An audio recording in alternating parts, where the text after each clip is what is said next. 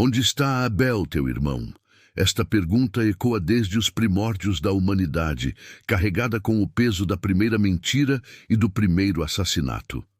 A resposta de Caim, sussurrada com desafio e pavor, revela uma verdade sombria. Não sei. Por acaso sou eu o guardador do meu irmão? Mas como chegamos a esse ponto? Como os dois únicos irmãos na Terra, filhos dos primeiros seres humanos, Adão e Eva, se tornaram o símbolo eterno de uma divisão que assola o mundo até hoje. Essa não é apenas uma história antiga, é a origem do grande conflito entre fé e rebeldia, obediência e autossuficiência, um conflito que define a jornada de cada um de nós. Para entender a tragédia, precisamos conhecer os homens. Caim e Abel, embora irmãos, eram profundamente diferentes em seu caráter e em sua visão de mundo. Abel, o pastor de ovelhas, tinha um espírito humilde. Ele olhava para o plano de Deus para a raça caída e via justiça, misericórdia e, acima de tudo, esperança. Com um coração grato, ele aceitou a promessa de redenção, compreendendo que a humanidade, marcada pelo erro de seus pais, precisava de um Salvador. Sua fé era simples, mas profunda. Ele confiava não em si mesmo, mas na graça divina. Caim, por outro lado, era o lavrador da terra. Seu trabalho era árduo, uma luta constante contra o solo amaldiçoado após a queda de Adão. Mas em vez de buscar a Deus em sua dificuldade, Caim permitiu que a amargura criasse raízes em seu coração. Ele murmurava contra Deus, questionando a justiça de uma maldição que ele não havia iniciado. Seu orgulho o impedia de ver sua própria necessidade. Em sua mente, ele cultivava as mesmas sementes que levaram à queda de Satanás: o desejo de exaltação própria e a dúvida corrosiva sobre a sabedoria e a bondade de Deus. Ele via o trabalho e o sofrimento não como consequências do pecado, mas como uma injustiça imposta por um Criador severo. Chegou então o momento da prova, o dia em que ambos deveriam apresentar sua adoração a Deus. Ambos construíram altares, lado a lado, mas espiritualmente a um mundo de distância. Eles haviam sido instruídos por seus pais sobre o sistema de ofertas que Deus ordenara. Era um sistema profundamente simbólico, projetado para ensinar a lição mais crucial de todas: sem derramamento de sangue, não há perdão dos pecados. A oferta não era um mero ritual, mas uma expressão de fé na promessa de um Redentor vindouro, o Cordeiro de Deus que tiraria o pecado do mundo. Abel, com reverência e compreensão, aproximou-se de seu altar. Ele não trouxe o segundo melhor, nem o que lhe sobrava. Ele trouxe o primogênito, o melhor cordeiro de seu rebanho. Ao fazê-lo, ele estava declarando sua total dependência de Deus. Ele reconhecia seu pecado e sua incapacidade de se salvar. Sua oferta era um ato de fé, um símbolo de seu coração voltado para o sacrifício prometido de Cristo.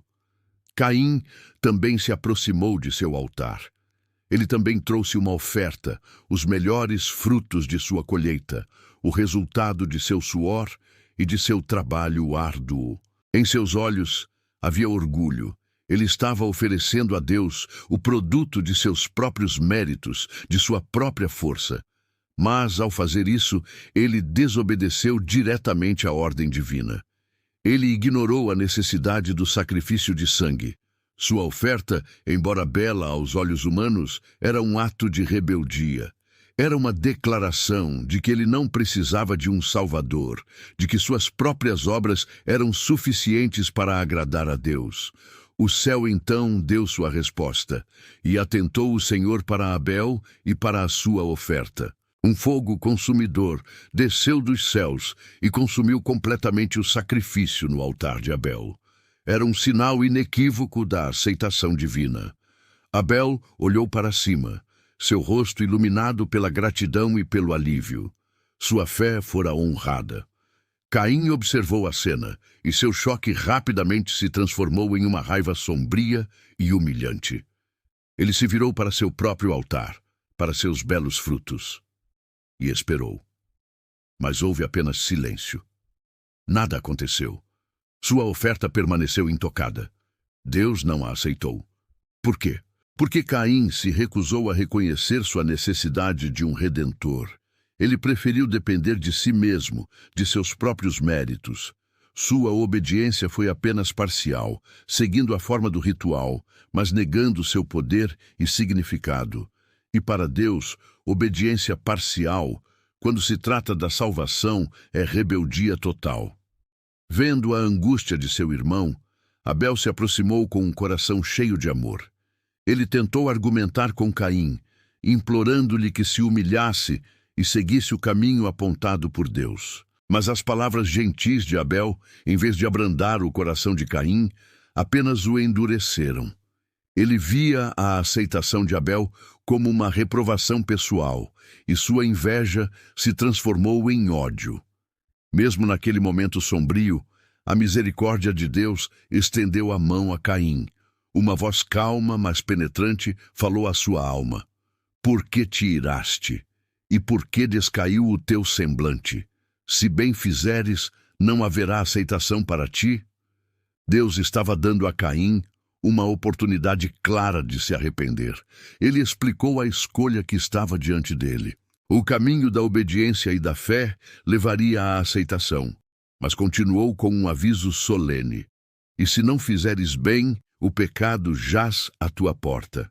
O pecado era como uma fera agachada, pronta para devorá-lo, para dominá-lo, se ele abrisse a porta. A escolha era de Caim. Ele poderia confessar seu orgulho, admitir seu erro e oferecer o sacrifício correto. Se ele se arrependesse, a graça de Deus o teria aceitado. Mas em vez de reconhecer seu próprio pecado, Caim preferiu culpar a Deus pela suposta injustiça e nutrir um ódio crescente por Abel, cujo exemplo justo o condenava. A razão e a consciência lhe diziam que Abel estava certo, que o caminho de Deus era o correto. Mas ele estava enfurecido demais para ouvir.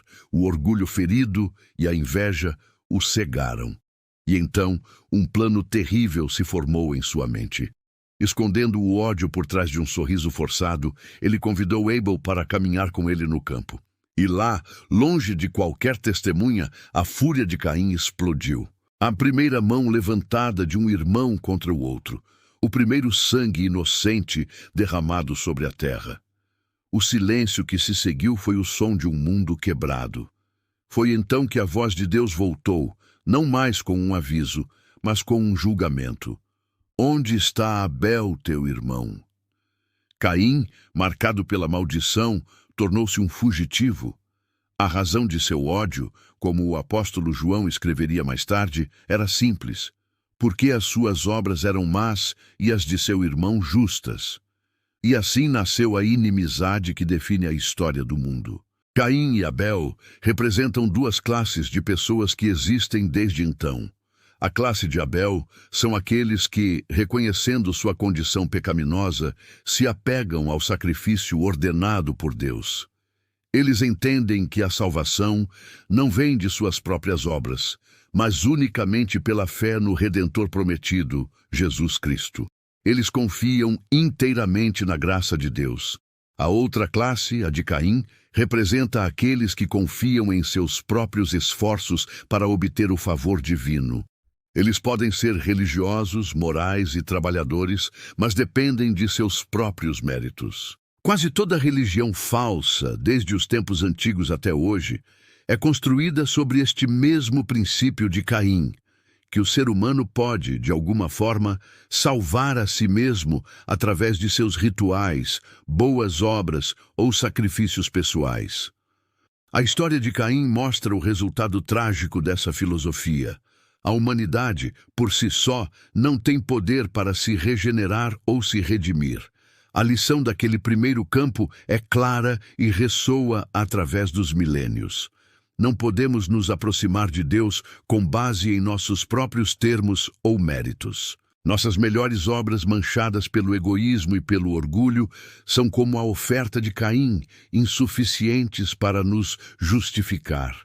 Cristo, O Cordeiro de Deus é a nossa única esperança.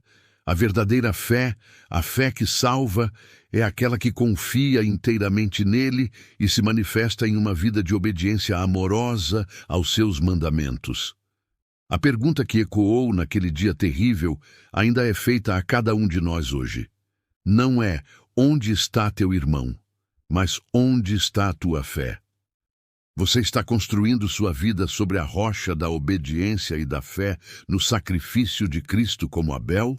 Ou está construindo sobre a areia movediça de seus próprios esforços e méritos, como Caim? A escolha define nosso destino eterno. Obrigado por nos acompanhar nesta jornada profunda. Se você deseja continuar explorando as lições transformadoras do grande conflito entre o bem e o mal, inscreva-se no nosso canal e ative as notificações. Até a próxima!